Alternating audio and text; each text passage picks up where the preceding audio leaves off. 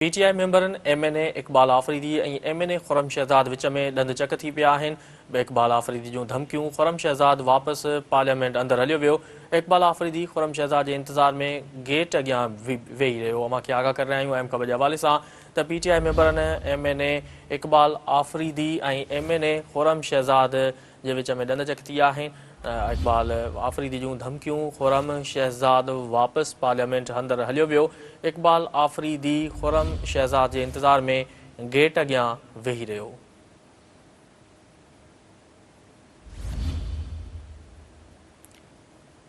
अमांखे आगाह करे रहिया आहियूं अहम ख़बर जे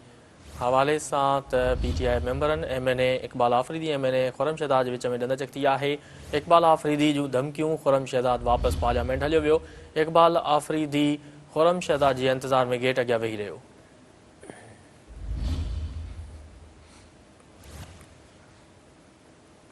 वधिक तफ़सील मालूम कंदासीं। टेलीफोन ते मौजूदु आहे इस्लामाबाद खां सन TV न्यूज़ जो ब्यूरो चीफ नज़ीर चारण। जी नज़ीर, MNA इक़बाल आफ़रीदी ऐं MNA खुरम शहज़ाद विच में ॾंद चक थी आहे, छा मसलो आहे?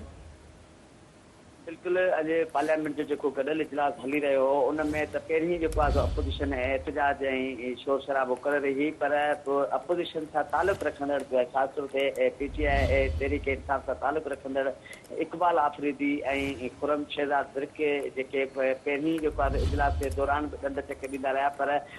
हिन वक़्तु जेको अफ़सोसनाक वाक़ियो जेको साम्हूं आयो उहो इहो आयो त पार्लियामेंट जे इजलास खां जीअं ॿाहिरि निकिता ऐं गैलरी खां बि ॿाहिरि निकिरी आया, बसि गेट ते गॾु ई बीठल हुआ त अचानक जेको आहे सो इक़बाल आफ़रीदी इहा कोशिशि कई त मां जेके खुरम शहज़ाद विर्क आहे उनजो जेको आहे सो गलो पकड़ियां ऐं कंहिं मामले ते जेको आहे सो उन खां शायदि पुछा ॻाछा करणु चाहे पियो। पर जेको आहे सो उते जेके मौजूदु माण्हू हुआ उहे जेके आहिनि सो ऐं सिक्योरिटी वारा उहे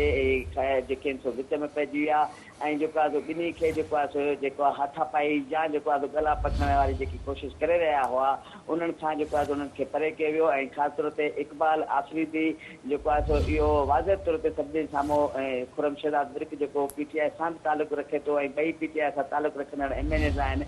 इक़बाल आफ़रीदी बार बार जेको आहे सो खुरम शहज़ाद विर्के खे इहो चई रहियो हो त तूं केरु थींदो आहीं जेको आहे सो मूंखे इहो चवण वारो त तूं जेको आहे सो अॼु हिन असेंबली जे अंदरि कंहिं बि सुवाल ते न ॻाल्हाइजांइ ऐं तुंहिंजी जेको आहे सो हैसियत कहिड़ी आहे, जंहिं जेको आहे सो खुरम शहज़ाद विर्क जेको आहे इक़बाल आफ़रीदी खे हिन ॻाल्हि खे जवाबु ॾिनो त तव्हां जेको आहे सो इहो मामिलो जेको आहे सो असां वेही करे हल कयूं था ऐं जेको आहे सो मां केॾीमहिल चयो आहे तव्हांजे नाले त मां जेको आहे सो तव्हांखे रोकियो आहे त हीउ सुवालु जेको आहे सो न कंदो वञे। जंहिं ते इक़बाल आफ़रीदी चयो त मूंखे ख़बर पई आहे त तूं कंहिंजो माण्हू आहीं ऐं तूं जंहिं कम सां लॻो पियो आहीं इहो जेको आहे सो सिधो सो इहो लफ़्ज़ इस्तेमालु कयो ऐं इक़बाल आफ़रीदी तरफ़ां जेको पार्लियामेंट जो मेंबर बि आहे उन ते त तूं टाउट आहीं ऐं तूं जेको आहे असांजे पार्टीअ जे ख़िलाफ़ ई जेको आहे सो क़दम खणी रहियो आहीं। जंहिं ते खुरम शहज़ाद जे वेझो वञण जी कोशिशि कई त जेको आहे सो पार्लियामेंट जा जेके मेंबर हुआ या जेके उते बीठल हुआ जेके शख़्सियत या जेके इजलास ॾिसणु ईंदा आहिनि माण्हू उन्हनि जेको आहे विच में पियो ऐं ॿिन्ही खे जेको आहे हाथापाई या गले में हथु विझण जी जेकी कोशिशि करे रहिया हो इक़बाल आफ़रीदी उनखे रोके वरितो।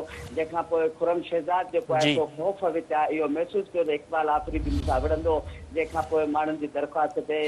जेके खुरम शहज़ाद विर्क हो उहो वापसि जेको आहे सो पार्लियामेंट हाउस जे अंदरि हलियो वियो आहे ऐं हिन वक़्तु बि इक़बाल आफ़रीदी जेको PTI सां तालुक़ु रखंदड़ आहे उहो जेको आहे सो गेट जे भरिसां ई जेको आहे सो वेही रहियो आहे। चए थो जेसीं ताईं खुरम शहज़ाद विर्क ॿाहिरि न निकिरंदो ऐं मुंहिंजे जवाब जो जेसीं ताईं सुवाल जो जवाबु न ॾींदो तेसीं ताईं मां हुनखे न वञणु ॾींदुसि, न त मां जेको आहे सो हिन सां बाज़ाब्ता जेके हिते बीठल हुआ उहे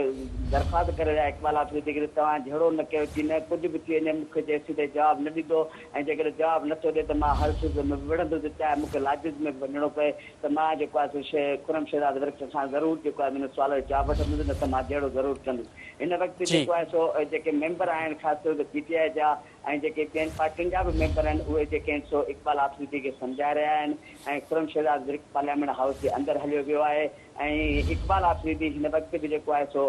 पार्लियामेंट जे हाउस जे अंदरि ई जेको आहे सो हुनखे जेके मेंबर पंहिंजे पार्टीअ जा आहिनि उहे जेके आहिनि सो अंदरि वठी विया आहिनि। जी ठीकु आहे नज़ीर चारण, तफ़सील ॾियण लाइ वॾी महिरबानी।